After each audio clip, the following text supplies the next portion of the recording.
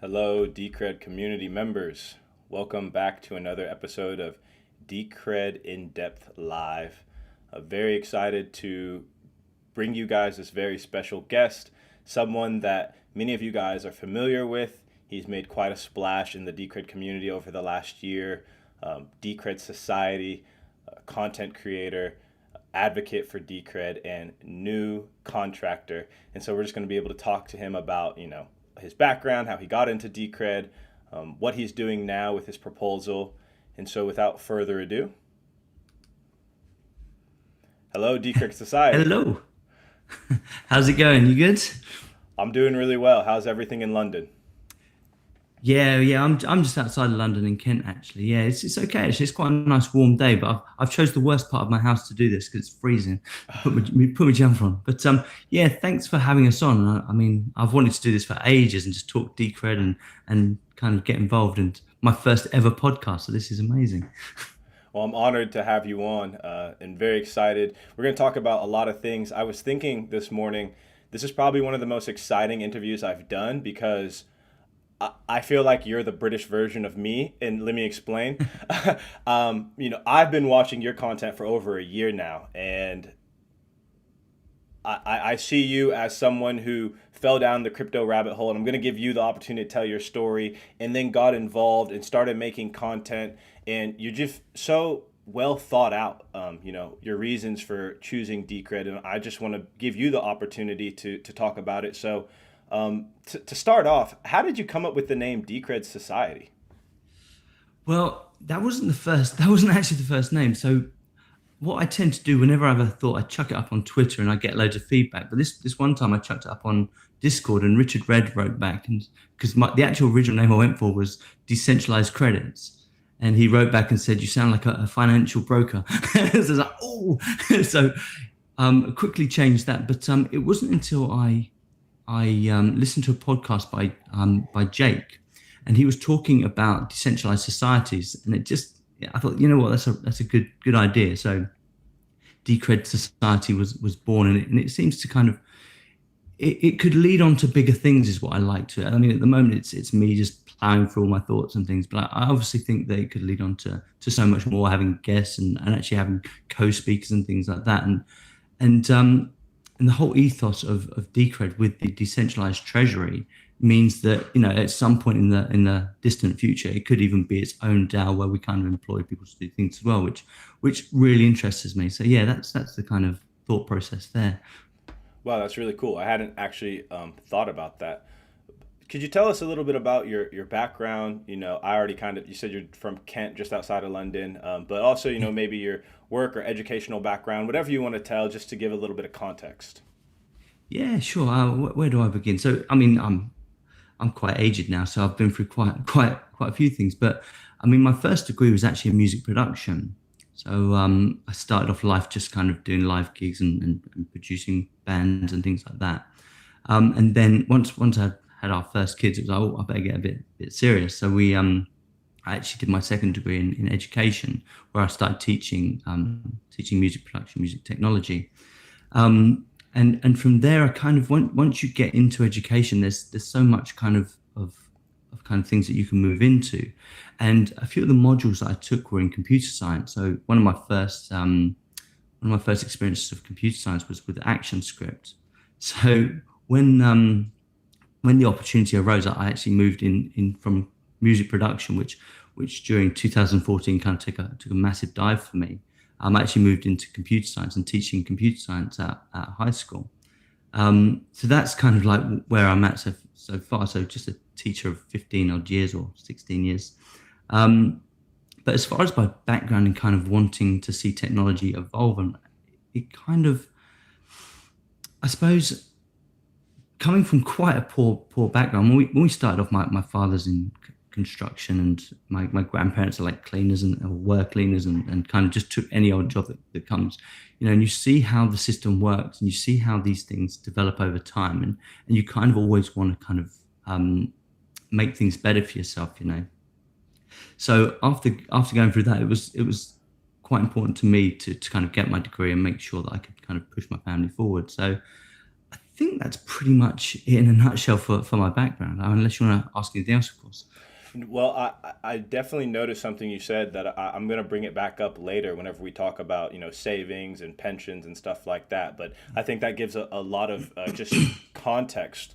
Um, Tell us about how you fell down the Decred rabbit hole. Usually there's kind of this aha moment. Tell us about that and what was that like for you? Well, Decred is it wasn't an easy find. I've got to be honest. I was doing a lot of stuff on Coinbase, so I was buying loads of stuff on Coinbase and trying things out. And one of the things that I like to do is actually see if it works. So if someone tells me, "Hey, this is a smart contract that does such and such," I'll actually buy some and I'll just see if it works. And so I went through a whole bunch of those projects, and one of the things that I started to notice is that every time the Coinbase listed something, it like went up like 50%. So I tried my hand at front running a load of these projects. So this was when Tezos was launched, for instance. So I tried to front run Tezos. They said, "Hey, look, we're gonna definitely have this. You can do it on Coinbase Pro." So I kind of went around the back route, got some Tezos from another project, and kind of quickly found out the minute they mention a project, you're kind of already late. So that's how I kind of went down the rabbit hole, because they used to publish. I don't know if they still do, but they used to publish what they're going to list. And on one of the articles, Decred was mentioned alongside a whole bunch like waves and things like that. So that's how I found it. But even at that point, it was still a good 6 months of reading and kind of going in. And my first impression on Decred was actually I didn't see the attraction, actually, because it was a 21 max cap. At that particular moment, I was already quite heavily invested in things like Bitcoin, obviously, Bitcoin Cash, Dash, Zcash, Monero. And it was like, well, why do I need another 21 million cap? So I kind of avoided that. And I actually went down the waves rabbit hole first. So I actually bought a load of waves and started staking. And then I kind of found a few issues with that, where they kind of, at 1 minute it was a max cap of 100 million. And then they said, oh, actual fact, we're going to start adding more to our supply now. So I pulled away from that. Yeah. And then started looking at more on this list. But like I said, that the whole thing took about 6 months just to kind of enter at that point. And every time I did, it was like, oh, this is really complex project.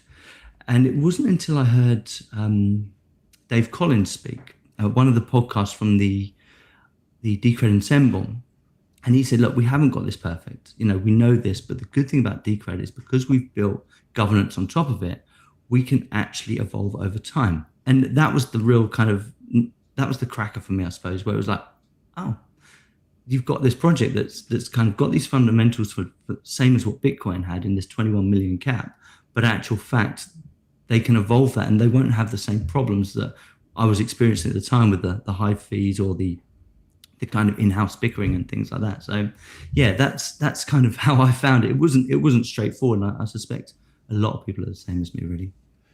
And just to give us a little bit of a time frame, around what year was it that really got into Decred? Well, I've only been involved in the crypto space for about 2.5 years. So it was about 6 months before I started the channel, actually. So Decred for me has been about a year and a half. One thing I noticed from just looking at all the different charts is how undervalued it was, and I hear that all the time. Oh, this project's undervalued or whatever. But actual fact, when you start thinking about what it could do, you think, well, £7 is ridiculous. Even if I took a hedge on this, this thing, even if it goes to £20, it's a worthwhile hedge. You were seeing things like Tezos, and I can't remember what the max supply of that was, but I think it's I don't know, in the hundreds of millions, and that was trading at £3, £4, £5. Something didn't add up here. So it was like, well, let's just take the risk and then let's start learning more. And as I wanted to start learning, that's when I put together the Decred channel, because as you might have can tell from me right now, is my thoughts kind of all merge into one, and it gets a little bit mental. So I tried to kind of make these presentations where I can clearly lay out what my thought processes are. Yeah, you do a fantastic job at that, and it makes sense given your education background. And when just learned that, I was like, oh, this makes a lot of sense, because listening to you, you're a very good orator and very good at distilling down just kind of complex ideas and making it very understandable. You started making these videos about a year ago. What was it that made you decide to start doing this? And I'm just going to go ahead and follow that up with a question from Checkmate. He asked, you chose to focus on Decred. What was the initial drive / motivation that made you find Decred so compelling versus other coin experiences? That's not a hard one, actually. For me, it was the community. Once again, like I said to you at the beginning, I tend to try these things out. If someone tells me they've got a great community, I go into it and I try and join their channels and I talk to them. And I generally have all these thoughts and I write them down. And the first community that says to me, look, that's absolute nonsense. What about this? And that's what kind of Decred was about. It's like, no, actually, you need to look at this instead. Whereas a lot of the other communities were very hostile to those thoughts. And it's like, no, you can't do that. And it's like, okay, well, why not? And it's just, and they'd shut down the conversation straight away. So for me, it was actually the community. The community spent time with me, just kind of trying to kind of get me to a better level. And every time I posed a question on Twitter or in the Discord channel, it was always well received. And I like that back and forth. If I don't understand something, I want to be able to better understand it. And if no one's willing to get me to that point, the future adoption for the masses isn't going to happen. Because if I'm a layman and I don't understand, and I have some technical abilities, people with no technical abilities are gonna find that really frustrating. So being able to break down that was one of the main reasons I went down the Decred route, because it was out of and I'm talking quite a few communities now. I'm talking about 20 or 30 communities I actually went into and tried out. And it was always that approach. But with Decred, it was like, okay, these guys actually know their stuff and they're willing to talk to you about it. Yeah, I completely agree. I had a very similar experience. And one thing that I found was when I dove into the Decred community, aside from the welcoming spirit, there is a lot of intellectual curiosity and an intellectual honesty, and people willing to have their ideas challenged, and people willing to consider weaknesses and strengths and talk about things honestly. You've been, you fall down the rabbit hole, the crypto rabbit hole. You start making some content. A lot of this is just for kind of self gratification, and then you get reached out to. Now you've become a contractor as of recent. I want to talk to you a little bit about your thoughts generally on treasury spending and marketing. Do you have any strong thoughts or any ideas in general? Yeah, it's a difficult one, actually. I wrote a piece on it a little while ago about treasury spending and the way we should be careful about spending too much too early, and maybe even setting up a base rate so that if the price fell off the cliff like it did do last year, that we could actually set up a base rate that said, no, we're not allowed to spend treasury below a certain point or whatever. But in actual fact, as I delve more into that, the guys had already worked some really good mechanisms out for that. So in terms of the actual spending of the treasury, the actual Decred main team that set all this up, they've been brilliant. The fact that we've still got 670,000 Decred in the treasury after 5 years is absolutely amazing. I've been doing some research on another project where they did a similar thing with their development treasury, where they had something, I can't remember what it was. I want to say something like 5% of the supply, something like 5 million. And now they've after 5 years, and the same age as Decred, they're down to like 600,000. And I think if we had spent that level of money in the days, like 75% of the money early on, this thing couldn't go forward. I think you would have lost complete momentum. At one point last year, we were saying the treasury was 10 million, and I was getting a bit worried. I was like, what, if we keep spending it at this rate, this is going to zap within just maybe 3 years. And then the minute the kind of bull market started and it got up to 110, it's like, okay, but we still got to be careful, because if the project starts bringing in too many people too soon, and we have a massive dip again, they've still got to find that money. So it does pay to be careful until we get a nice kind of rate of exchange where it kind of evens out, and then you can start bringing people in. And I think it was Checkmate that said, if we carry on the way we're going, this is going to be a $1 billion treasury, and that's at the point when we can start thinking more realistically about bringing in a lot more developers, bringing in a lot more marketers and things like that.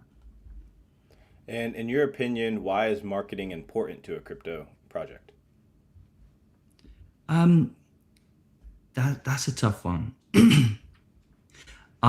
Marketing is definitely important. If you don't have marketing, you're gonna get lost in the space because there's a lot of the projects. I mean, just off the top of my head, things like Cardano and Litecoin that they spend a lot of their money or a lot of money on that marketing side of things. So without any marketing, you would get lost in the space. Um, Carefully positioned marketing is probably more important than anything else. To be fair, making sure that you get to the right people. Um, we're kind of a secondary coin at the moment, so we're unlikely to kind of get mass exposure from kind of people initially coming into the space. That those people are kind of reserved for the things that are listed on Coinbase. So when it comes to our marketing, it should be about kind of onboarding from Coinbase to our project, so that we understand that they're not coming to us initially, but we can actually filter them through into the space via this mechanism, after trying things out. And in many respects, once they've got a little bit more experience, it makes the job a little bit more easy. So in terms of marketing, you've got to be careful. You don't want to spend too much on it, and you definitely want it to be well positioned. Awesome. Thank you for those. We're going to move on now from marketing and focus more on, Decred, some of the features of Decred. And before we do that, I want to get an understanding. What were some of the philosophical or economic ideas that attracted you to Decred? Was there maybe any books that were influential, or any articles or anything of that nature? Um, well, in terms of the space in general, I mean, a few years ago, because I mean, I think I might have said this on one of my podcasts, but I actually run a business as well. So we run a resource provider for music production. And what tends to happen in education is you get the bulk of your money at a certain time of year. So from September to December, we earn a larger portion of our money, and then we have to kind of make that money last all the way until the cycle starts. And what I was finding is that if I left it in cash and I put that pot to one side, by the time we got to September and the cycle started again, it was at zero. And that's what really took me down the path, is how do we make that money last a bit longer? But because it's sat there, how do we make it earn as well as that? So we've actually got money to employ more people and actually bring more people into it.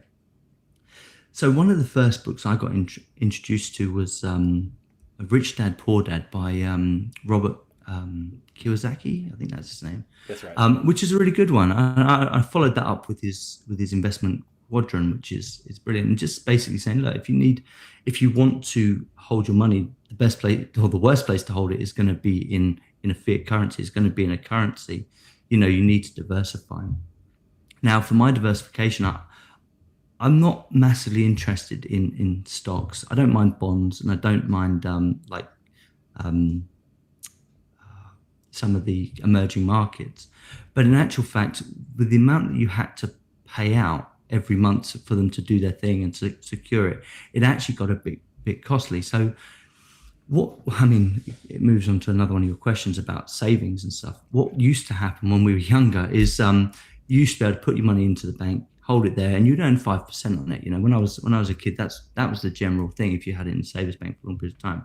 But now, if you're lucky, especially in England, you're lucky if you get 0.1%. It's really, really low.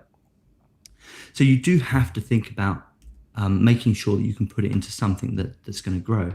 And being someone that's quite into technology, the crypto market just really, really appealed to me, actually. So that's how I started. A bit of silver, bit of stocks, bit of emerging markets and bonds, and then started just delving into cryptos, just to kind of put the money to one side, really. No, that makes a lot of sense. Why is an open ledger important for a decentralized society?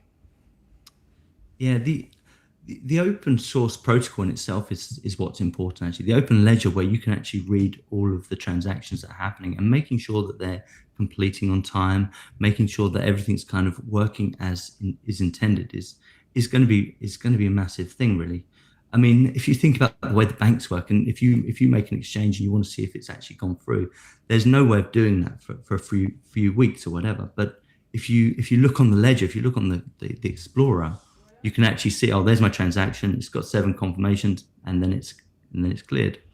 So in terms of the open source protocol, the open ledger, it is the way forward. I think it is the thing that makes it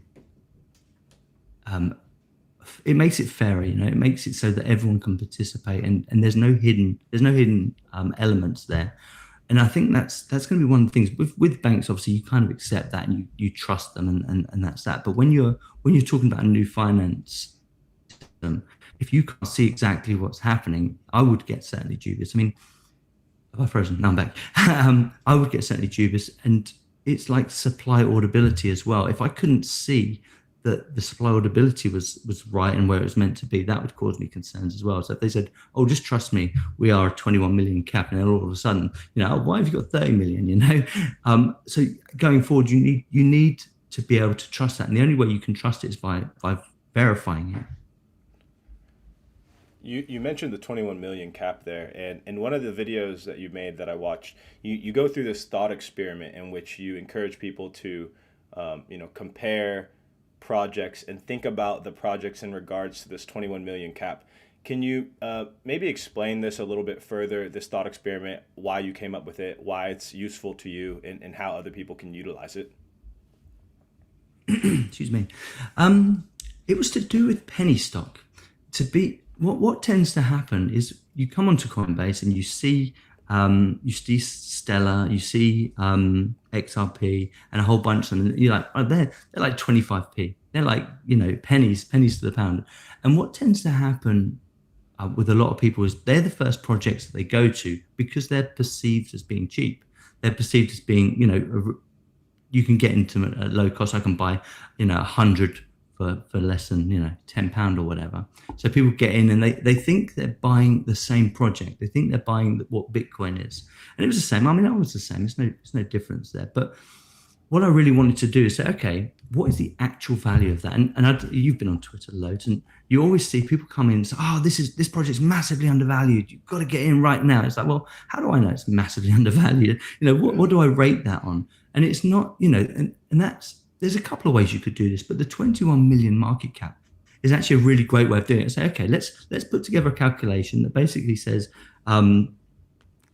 supply versus the current supply. How much is it if it was a 21? If it only had 21 million, and when you look at some of these, and if you look, I didn't bring my chart up, unfortunately, I should have.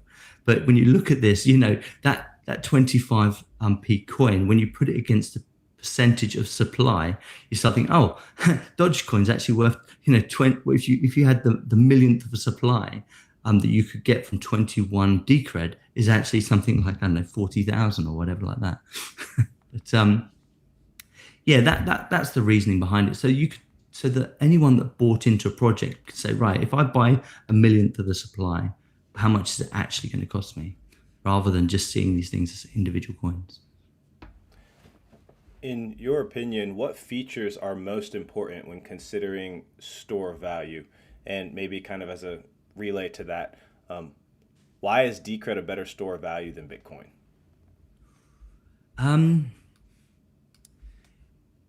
Going forward, I think it's going to be a really good store of value. At the moment, the reason I think it's high up there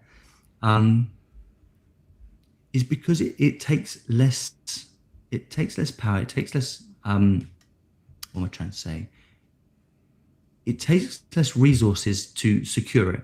With the hybrid proof of stake and proof of work, it takes less resources to secure it. So once you get to a certain level of price, which we're currently getting, it actually, for a fraction of the electricity, for a fraction of the cost of electricity, actually becomes a more secure protocol.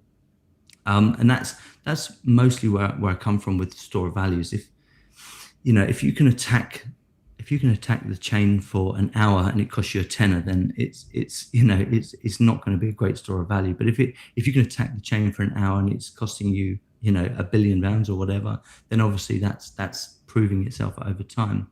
And I mean, there are a few mechanisms that Decred put in from the early days, like I forget what Decred calls them, but they're basically chain locks where after 5 blocks, the history can't be reversed. And I believe I don't know if Decred was the first to get that, but certainly by having it, certainly allows the chain.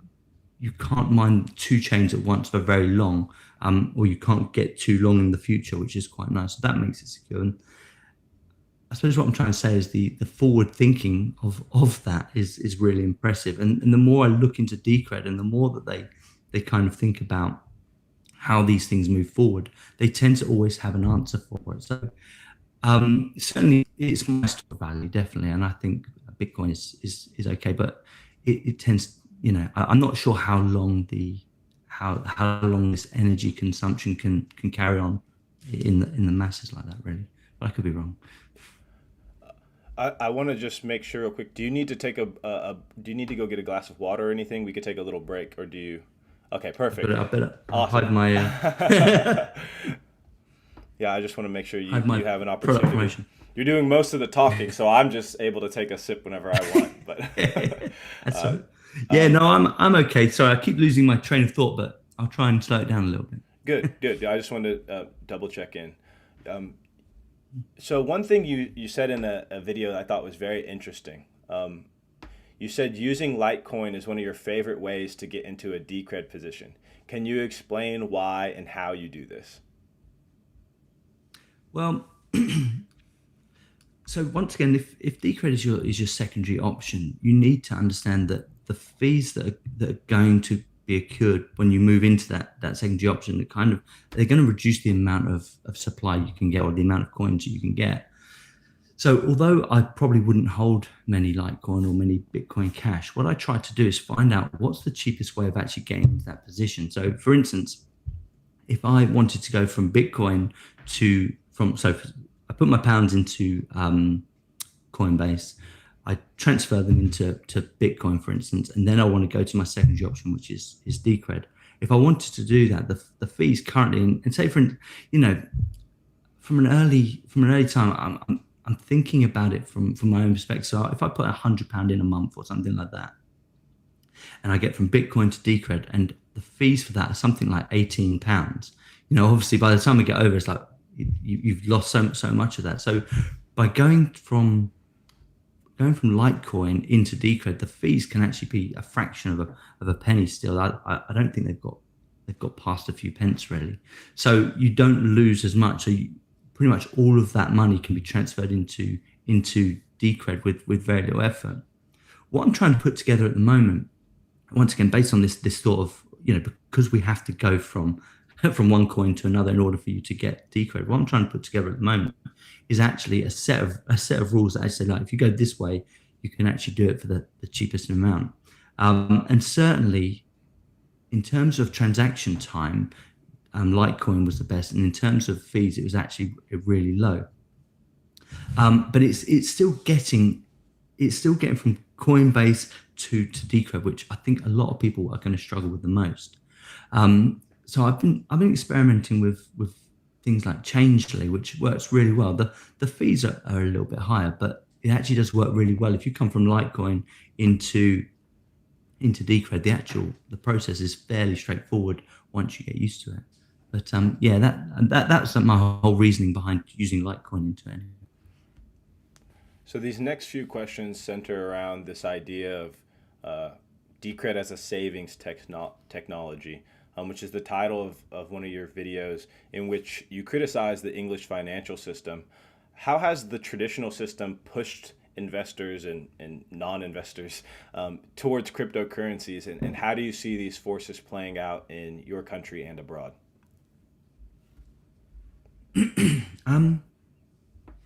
It is a difficult one, and I think the more we see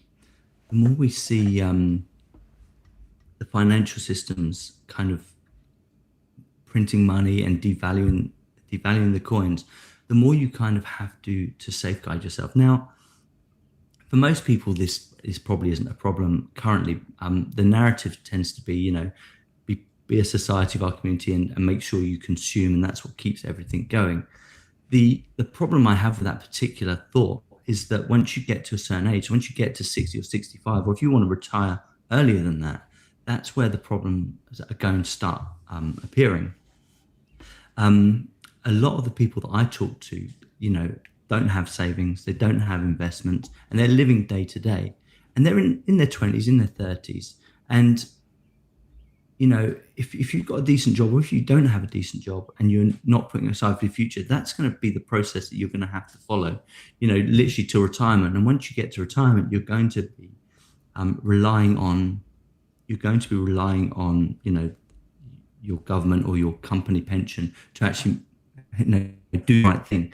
And all too often in the country, I mean, a lot of people lose their pensions, or they've invested into a pension and it goes south, and obviously there's nothing left in it once they retire.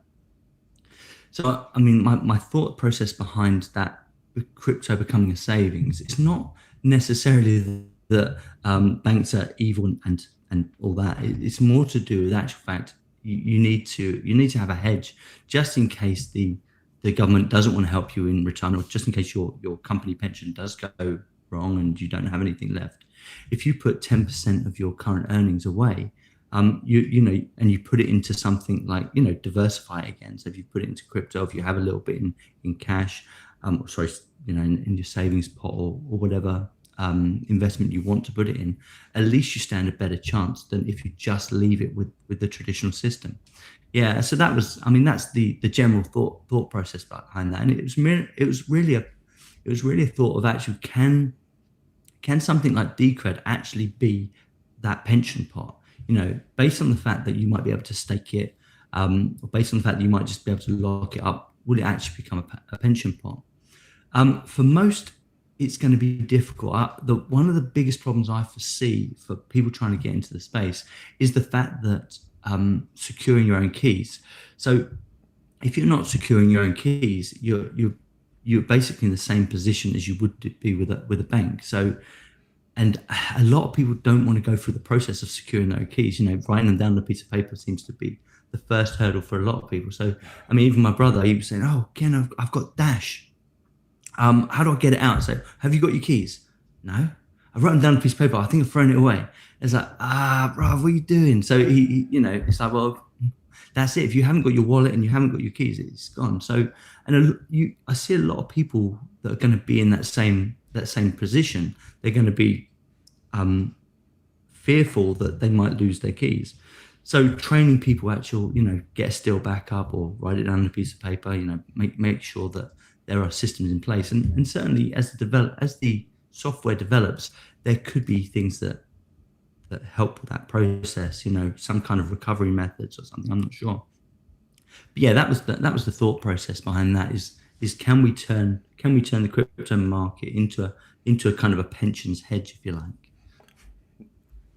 Yeah, I completely agree, and I think that as we see the further proliferation of this technology, it's definitely going to force people to have to take their security and I guess even sovereignty and responsibility a little bit more seriously.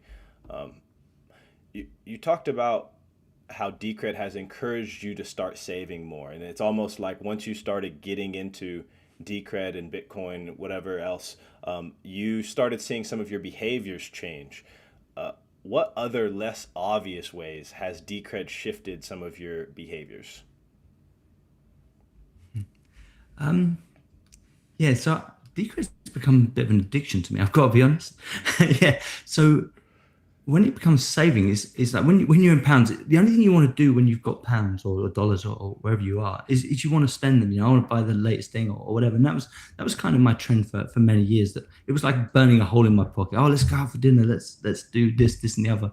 And then when it comes to Decred, like, nope, not touching that. That's mine. And I'm always wanting to accumulate. I mean, my wife on many occasions said, "Oh, can we just draw some of that Decred out to do this, that, and the other?" I was like, "No." not even, but they understand. And as we've been in this bull market, and when we were in the bear market, my family were just like, "What are you doing? Why have you put so much money into this? This is nonsense." And now, of course, we're a year in, or not even a year in. We're like it's 3 months since the kind of we left the bear market and we started this massive climb. And all of a sudden, I've got my brother. Oh, I should buy some of this. I should buy some of this. Even my mum the other day said, "Oh, should I get this?" It's like, guys, if you'd listened to me 6 months ago, we'd have been fine, and you would have queued this. When you were calling me an idiot, we could have been okay, and you could have accrued so much more and whatever else. So, yeah, that it has become an addiction. I think with that kind of mentality, it's all about kind of, right, how much of this stuff can I put to one side, and ultimately, eventually, if the proposition of it reaching, say, £1,000 per coin happens, it'll be at that point where you start thinking, right, now we've got this, how can we use it to kind of develop better systems, or how can I participate even more in the system by bringing other people in? I mean, we talked about the treasury earlier. That's where I'm at with that. And I actually, it might be the same video, but in another one of your videos, you talked about the 4 reasons why you got into crypto. Many of these that we've already kind of talked about: savings, pension, death, and PayPal. I want to go back to basically pensions, death, and PayPal, and just kind of talk about each of these a little bit, because one question I have that kind of arose as we were discussing is, was there something in your past, maybe with your parents or something, that made you start thinking about the pension system and how it's broken? I know personally in the United States, that's something that we're kind of undergoing right now. Like, people's pensions aren't actually, what they all were cracked up to be. And I thought death was another really interesting one too. As I'm starting to learn a little bit more about estate planning and things of this nature, I find the fact that you can, just cut out lawyers, you could cut out the state from, sort of how you want to interact with your own wealth. What are your thoughts on this? You've clearly thought a lot about it. Yeah. So, I mean, which one do you want to start with? Let's start with pensions. So, in terms of pensions, it comes back to the 10% thing. So, if you are putting 10% aside, which most company pensions, that tends to be the rule of thumb. So whether that be a couple of £100 or dollars a month, that goes into your pension fund. And the problem with that is we have set, I mean, in this country, there's been a lot, for the last 20, 30 years, there's been a lot of people that have really been affected by pension funds going broke. And then it makes you think, okay, well, if it's going to go broke, is there a way of hedging it? Because a lot of people really rely on that. I work with a lot of elderly people that are maybe 2 or 3 years away from their pension, and they won't retire, even though they're due to. I mean, working with secondary school kids, 13 up to 18 is tough for anybody. But when you start to get to an age that thinking, okay, I'm not suitable for this job anymore. And they can't retire, because if they retire 2 years early, the pension only pays out like half the amount or something silly like that. And then it kind of thinks, okay, well, if you use a different mechanism, if you say, right, we'll go down the safer route. So we say, right, if Decred is my pension fund, and say, for instance, in the future when it does get quite expensive, and you can stake with split tickets and things like that, that could be a way of kind of just making sure that you get the interest every month. And then I don't think that it would actually matter if you were paying into Decred as your pension fund, for instance. I don't think it would actually matter if you drew it out 5-10 years too early, as long as you had accrued in the early stages. And then you could almost, depending on how many tickets you were affording after 20 years, you could almost live on the tickets on their own, or something like that. So you actually earn a wage. But the other thing that I like about this is, most things, if you invest your pension fund into like a stock, for instance, and they have a stock split or whatever, and your value kind of gets devalued because there's more stock available. So they've gone from having 1 million stock to 2 million stock, something like that. And that's what I think maybe a max supply might be quite useful. There's only ever going to be 21 million, and I pay into it every month, and you're almost guaranteed, if you had, I don't know, 1% of the world doing something like this, it's almost a guarantee that the price would go up over time, even if it is just 1 to 3% a year. So because it's max supply, you have none of that fear of it being devalued like you would do if you had it sat in your bank account, or if you had it being managed by a pension fund. Yes, and in terms of pension, I quite like that idea that you could work for 20 years, you could get ill, have to retire early, and still be okay. You wouldn't see your fund be decimated by huge amounts because you pulled it slightly too early. And how about death? Oh, see, death's a good one as well, and we're not there yet. But what the thing that I've been thinking a little bit about, and the technology I don't think can do this. I've not seen anyone that can do this, but I imagine something like, you have a wallet, and if you don't log into that wallet for, say, I don't know, 20 years, 10 years, something like that, it assumes that you've died, and then in advance you set up the wallets that you want to send that money to. So whether it's your kids' wallets or whatever, so that gets distributed exactly the way you want it to, as if it was some kind of will, just based on the assumption that something's happened to you, and then it can ping off. I mean, we're not there for those kind of mechanisms yet, but in actual fact, I'm not sure. It would have to be slightly more complex than that. You could not log in for 20 years and just kind of forgotten about it. But I suppose the other good thing about that is, if you did lose your keys and you had something like that set up, it would actually, after a number of years, it would ping off to another wallet, and hopefully that hopefully you haven't lost those keys, or the person you're sending it to hasn't lost those keys. It's not a well thought out plan, but that me? That was me. I'm sorry. It's not a well thought. That's right. It's not a well thought out plan, but actual fact, I quite like the idea of that. And like you were saying earlier about, when it comes to estate planning and it being an automated process, and that could be really useful. And it would, you wouldn't have to use a lawyer. You wouldn't have to worry about the state taking their cut before it goes to anyone. And I actually really like that idea. But yeah, And then that's you a bit can of mix. a shadow. Yeah, no, Sorry. I like the idea that then you can mix your Decred too as you distribute it to wherever you want to go, so that the state is not able to even keep track of it. Yeah. Um, Not that we're encouraging avoiding states.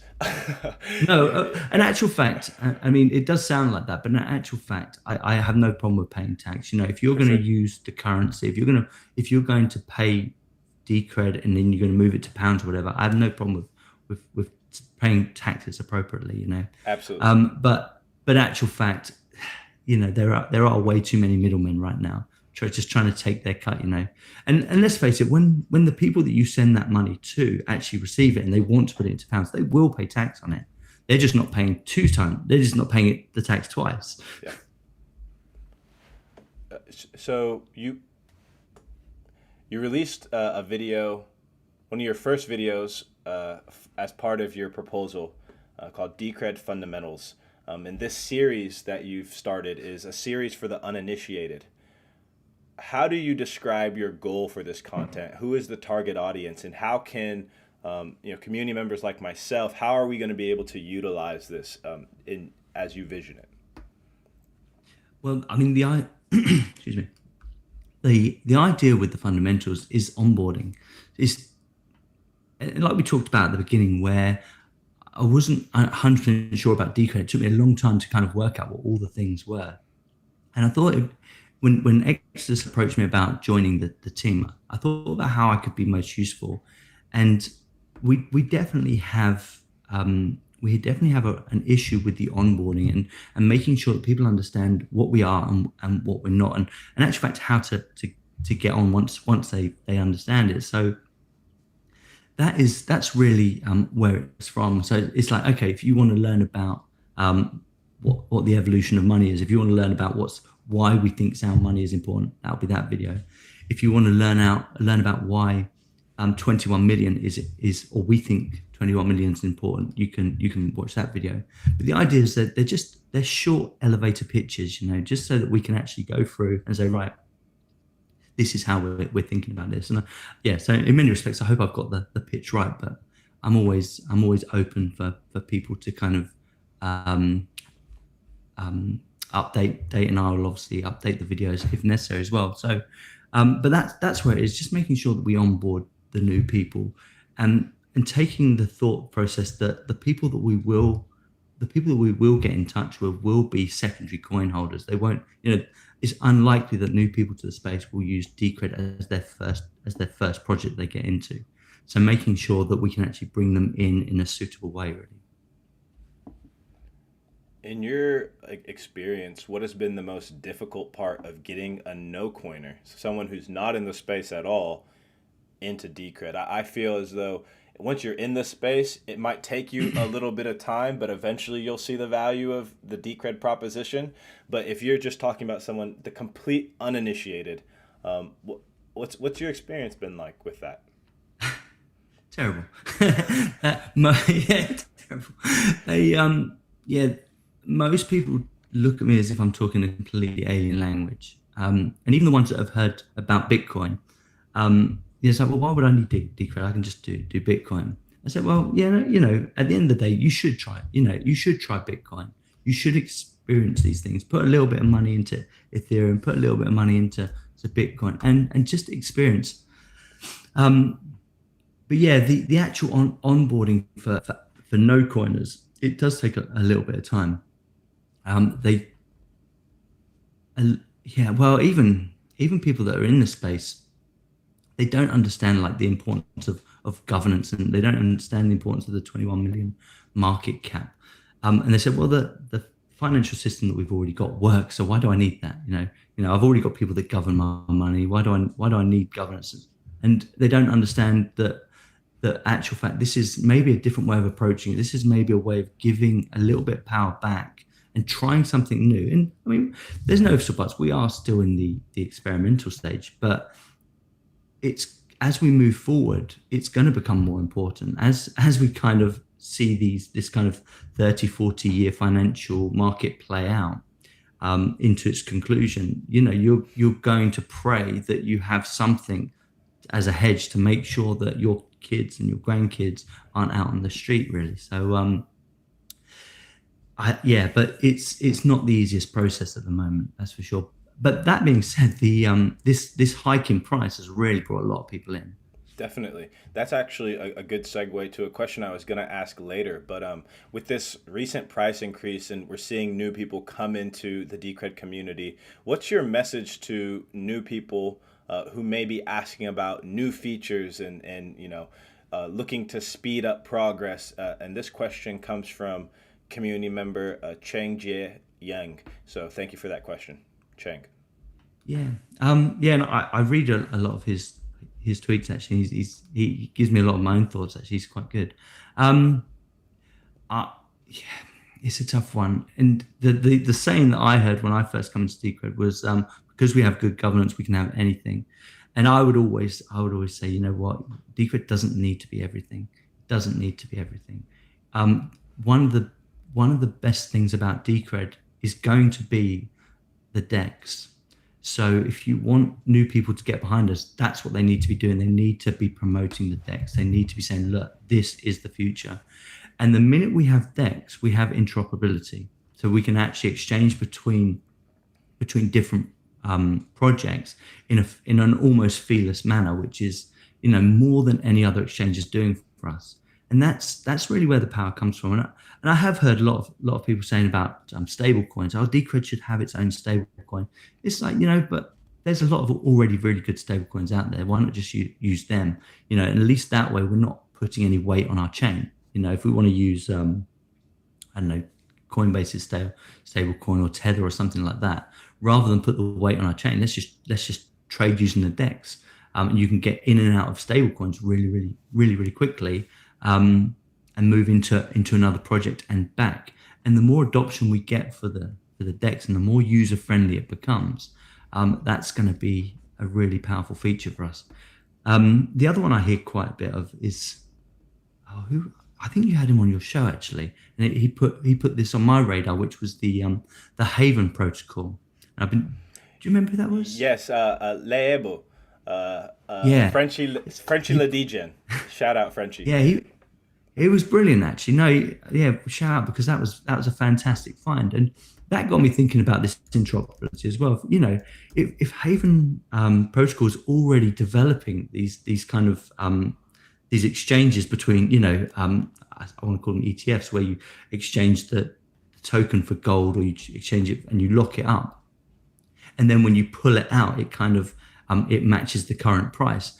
I think Decred doesn't need to do that, So once you have that on the decks, you've got all of that kind of those use cases, and it's really easy to go between all of the different coins. So in terms of what we can build out, I think what we've got is absolutely fantastic, and I would be pushing as much money from the treasury towards the decks as it's humanly possible. Yes, Ed Cunningham just asked in the chat, when will the DEX launch? Ed, I just went ahead and dropped the link to the DEX. The DEX has launched. It's a little difficult to use as of right now, but that will improve with time, as all things do in Decred. You kind of, back to the interview, you answered kind of preemptively one of the questions or two of the questions I was going to follow up with, but I just want to go ahead and ask, just to reiterate, what features of Decred do you think will drive adoption the most, and what feature of Decred is the most underrated? But I think you answered that. Yeah. Well, the DEX is definitely going to be underrated, and to answer your person's question, is once that phase 2 is complete towards the end of this year and it goes into the Decrediton wallet, it's, already you're going to start seeing more usability there. But yeah, at the moment, the best thing you can do is, if you want to kind of drive the force forward, is just support it and just promote the DEX. The most underrated feature has got to be the governance, and even to this date, very few projects like layer 1 projects are actually building governance in from the very beginning, and seeing what's happening in all these spaces with, even recently with the Bitcoin Cash fork. Bitcoin Cash, I would have thought, would have learned the hard way from the block size debate, and then they're learning even more hard ways from the treasury funding debate that caused another split. And it's like, you know what, if you want to do something properly, you're gonna have to have some kind of more formal governance where the coin holders can actually have a proper say. But to date, I'm not sure of anyone other than Decred, or maybe Tezos, that have actually built it in from the absolute beginning. So yeah, one of the most underrated is going to be really good governance. So yeah. These next questions all kind of relate to governance, but how would you say Decred compares to other crypto projects in terms of governance? Well, once again, to date, the only project that I've ever, well, I suppose, Dash has got some kind of governance as well. I don't know how good that is either, but they all seem like they've been thrown together. Whereas when you read the any papers or any podcasts on Decred and how they implemented governance, and you see that it was from the very beginning, and they had very clear thoughts about the way they wanted to go forward. And I mean, Luke Powell always says this best, but the way that the governance is incentivized for people that actually use it, and the coin holders, and all of those things are in line. I would definitely say that this is the best way of running a governance system, where anyone that has an involvement, participation in the project needs to have a say, really. And the weighting that Decred has for that is fantastic. They haven't gone down the one vote for all users. Instead, you have to have skin in the game. That's his word. You have to have skin in the game, and then you can accumulate the tickets that you want, and then you have the bigger say or whatever. And that kind of makes a lot of sense to me. And because we have this rare coin supply as well, you're forever getting diluted. So those tickets will not always stay in one person's hand, and they will shuffle around just purely because, a lot of these staking protocols that have governance that I've seen, I'm just going back to Waves now, where they're just always printing money. So they had started off with 100 million, and now they're printing like 2 or 3 million every year. And those people that are staking are the ones that are constantly getting it. So they're not being diluted from the system. In actual fact, they're accumulating. Whereas with the Decred system, that is slightly different, and you do tend to kind of get diluted a lot easier in the Decred system. Recently, Bitcoin re exposed its weakness in regards to governance, with one of the developers releasing a new set of Bitcoin binaries in order to push through Taproot. What do you make of this? It's just weird. I was it Exodus that put me onto that. In one of the Telegram chats, we were talking about it, and they said, "Oh, go and have a look at this tap room." We went on to, I think his name was Luke Dash Jr., and I was reading through his post, and I was reading through a whole bunch of others, and it's like, and this is like going back into the dark ages. So they released binaries to preemptively find out who was going to vote a certain way. So what? What does that even mean? Yeah, so that they could speed up the process, but the process still would complete at exactly the same time. So yeah, I don't know. Sorry. No, we feel the same way, and I think as a community, we all kind of sit back and smirk a little bit, just watching the thesis of Decred play out in real time. You've slightly frozen. Nope, you're back. Okay. Am I back? Yeah, you're free. I was letting the lag correct itself. Yeah. What features would you like to see the protocol adopt in the future?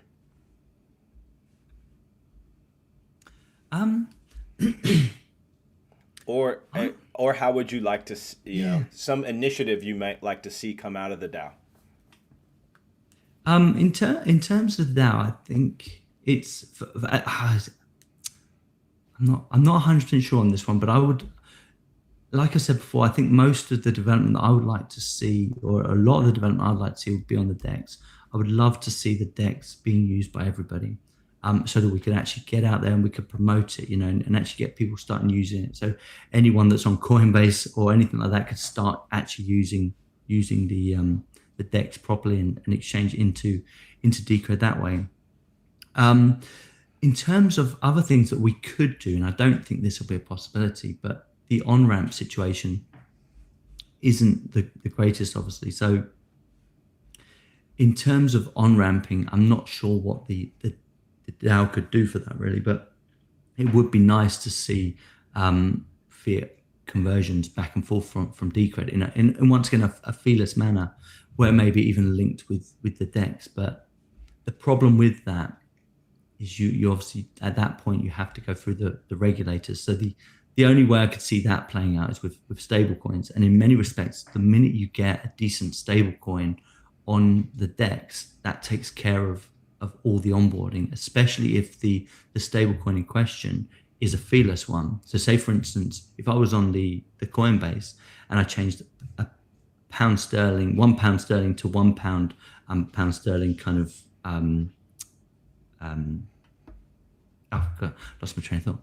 A digital coin, and then I could bring that into the DEX and not lose any trading fees and not lose any fees on that. It pretty much takes care of everything, because even if Decred was to build out the onboarding and offboarding, the KYC actually comes into the project. So I don't think it's going to matter whether you have KYC at the Coinbase or the Binance end, or if you have it at the Decred. In many respects, you'd be better off not having it at the Decred end and have it, somewhere else. So the decentralized treasury was voted in by the stakeholders and kicks in very shortly.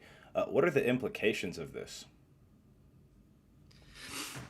Well, it's the first time that we're going to see a proper decentralized DAO, really, where the actual stakeholders have the most amount to say, or they literally nothing will go through now until the stakeholders have had their vote. So even the main developers, I believe, will have to go through this system. There's no way of kind of just getting on without going through the voting process now, which is a really is an exciting development. And once again, the way that Decred have kind of brought this into fruition has been brilliant, and it's a really well thought out thing. So you've still got I think it's Company Zero still hold the number one key, but the number two key is obviously with the stakeholders. So, in terms of something going wrong, there's still this manual part that has to be implemented before the stakeholder vote. But now, rather than the manual part being able to be 100%, you now have to go through the stake part, which is quite interesting because you are gonna, if you go too quickly and you kind of publish everything as automatic and then there's a bug, it's gonna, you could end up losing a lot of the treasury funds. So I think what they've done is brilliant, and it's definitely, from my money, the first time that the coin holders are going to be given such a big role in the system. So yeah, it's great. I have a few more questions. These ones should go quickly, and then we'll turn it over to the chat. Rules without rulers. What does this mean to you? Well, that's to do with your treasury. So the actual fact is there will be no centralized ruler. So you literally, the people that want to participate in the system will be able to set their own agendas, which is it's the way it should be, isn't it? Let's face it. When you think of local, when you think of national government, and you think of all the bloat that's going on, and the way that tax money is spent, and the way that the money gets diluted before it even gets to the right people. You think it's a chance to kind of take some of that out of the system, focus the money where it should be. So you kind of getting away from a lot of the bureaucracy. So yeah, that's what it means to me. Actually, when the treasury went decentralized, it's giving it to the right people. It's saying, right, you guys hold the coins. What do you want to see happen? How are we going to spend this money without admin? Without admin and kind of taking half the pot before it goes off to be spent. How does Decred create a fairer society or more fair society? Whichever one. See that's we hope that it will create a fairer society, based on the fact that we have this 21 million cap. The problem is we've never had this before. We've never had a fixed supply.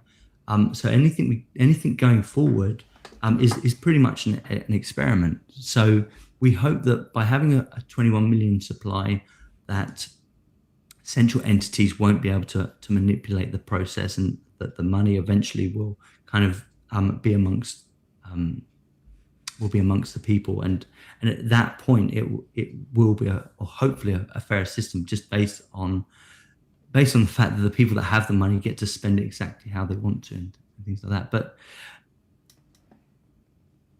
yeah, I hope it's a fairer system. I do, and I hope that more people can get involved in it.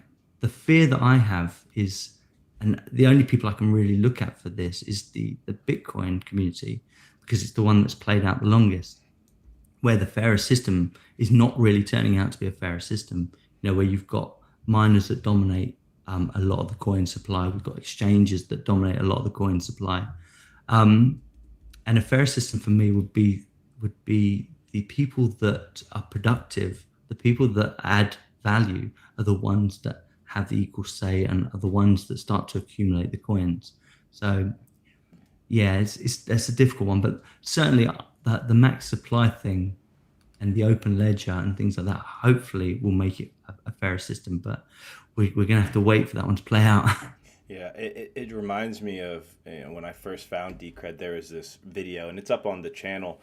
Maybe I'll put it in the link when we're all done in the chat. But it was this video. It describes the developers, the entrepreneurs, the content creators, the artists, all coming together as stakeholders to create this new fair system. And I thought it was one of the most powerful videos, and attracted me very strongly to the project.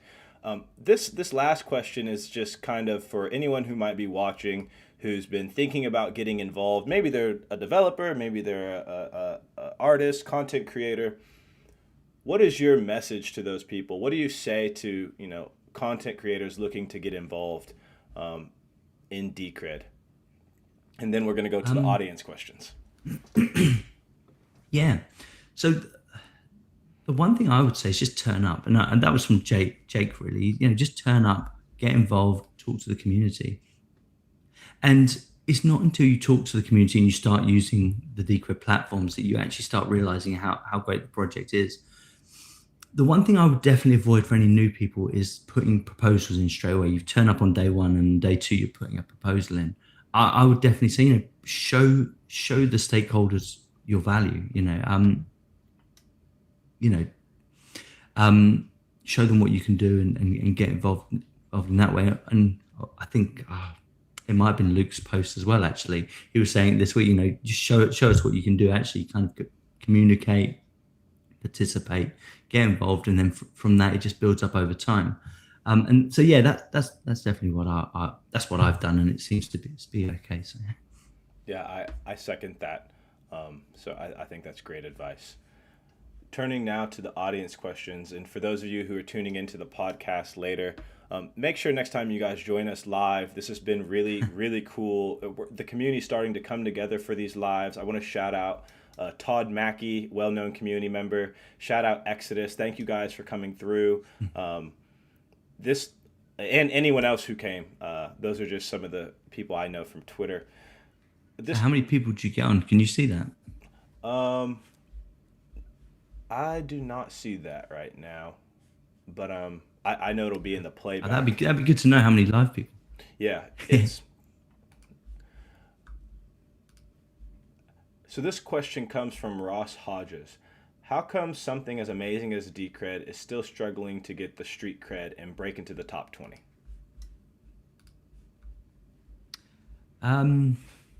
Manipulation. So yeah, we talked about the penny stock earlier, and what you'll find, especially if you're new to the space, people will be very tentative. And what tends to happen is you look through what's on Coinbase, you look through what's on Binance, and you think about your lowest exposure. So you think, okay, look at XRP, look at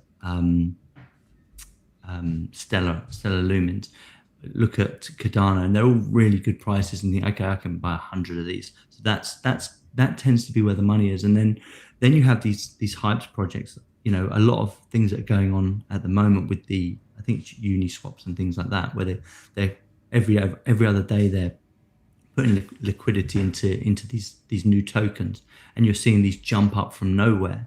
But it's all based on your long-term perception, really. If you're only in this for the short term, you're going to grab those coins, you're going to flit around with them, you're going to go back to fiat, and that'll be you. But if you have a longer horizon, you'll start to see, actual fact, Decred doesn't need to keep going up. In actual fact, it's better if we're only seeing 5 to 10% a year, because we become a more legitimate project. If you're flitting, take Dogecoin for instance. If you're flitting up 2,000% in a month and then coming down by 1,000 or 2,000 or 3,000, then the next month it does it again, you're going to attract people, because people, all right, now this is the new low, so we're getting in there. They'll do that, but it's typically you can't time the markets. I can't time the markets. I'm useless at it, and I read the charts every single day, but I'm useless at it. So my long-term projections are what I stick by. And if I see something that is undervalued, that's the point at which I want to get in. I don't want to get in at these highs assuming that something's going to go higher. And it's the same for anyone that's joining Decred now. And I would be saying, okay, if you're joining us at £150 or $200, you want to, so you don't miss out, you want to put a little bit of money in, but I wouldn't go crazy with it, because there will be a drawdown at some point, and no one wants to hear that, of course, but there will be a drawdown at some point. So, in those points you want to kind of to get in, not during the massive amounts of hype. So the reason Decred isn't getting the traction is because there are thousands of these projects now that are just being pumped for existence. But you're seeing some that are literally around for a week and then they're gone. Maybe not the ones in the top 10, but certainly they're jumping into the top 15. Yeah, I couldn't agree more. And I actually think that the fact that we've been able to keep such a low profile is, in the long run, going to be a benefit to Decred, as we still build these cypherpunk technologies that subvert state power. Maintaining a low profile kind of gives us I did not make that up myself. That I got that from Luke. Yeah, no. If you're not following Luke Powell, any of these guys that are viewing, you definitely should. He's great actually, and some of the greatest thoughts that come from him right now is on Twitter, and it's brilliant. So definitely make sure you follow him. I could not agree more. Um, So we did have peak occurrence of 13. I just went and looked, 13 people in the live. So Oh, thank nice. you to everyone who has come through. Make sure you go ahead, like, share, engage. Let's get those engagements up and make sure that we're doing the easy things to spread the word of Decred. Decred Society. I want to give you the last word. Thank you for your time. Any last message you'd like to leave to the stakeholders? Tough one. Yeah, just keep doing what you're doing. Actual fact, you're doing a great job. The core team's doing a great job, and you yourself, you're brilliant. Actually, I'm really happy that you got your proposal through, and some of the interviews have been absolutely exceptional. So yeah, well done. And let's just keep our heads down. Let's do the hard work. Tell the people that we want a project about it, and get them through the door. Thank you for your kind words, and I completely second everything you said. To all the stakeholders out there, thank you guys for tuning in, and see you guys in the next episode of Decred In Depth Live. Take care. Cheers, guys. Take care.